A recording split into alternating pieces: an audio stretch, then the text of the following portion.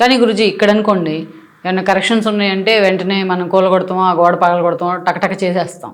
So అక్కడ ఆ permissions ఉండవు మీకు లోకల్గా. సో ఇది టిపికల్ ఇష్యూ కదా. అవునండి, ఇక్కడ రామగారు ఎక్కడ ఒకటి మర్చిపోతున్నారు.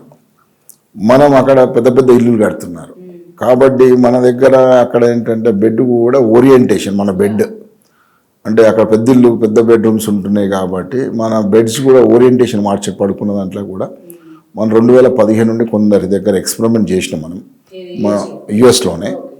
చాలా మంచి రిజల్ట్స్ వచ్చినాయి. ఆ తర్వాత మనం 2018 నుండి అందరికి చెప్తున్నాం.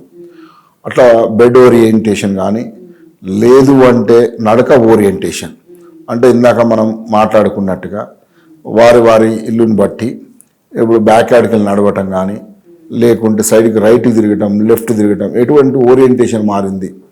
దాంతో మంచి ఫలితాలను వచ్చింది.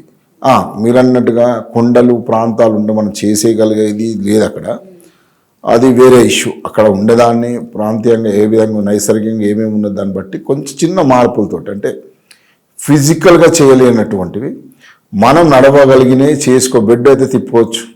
ఇప్పుడు మనకు భారతదేశంలో ఏంటంటే బెడ్ ఫిక్స్ చేస్తారు, అక్కడ ఫిక్స్ ఏం చేయరండి, చాలా ఫ్లెక్సిబుల్గా తిప్పుకోవచ్చు.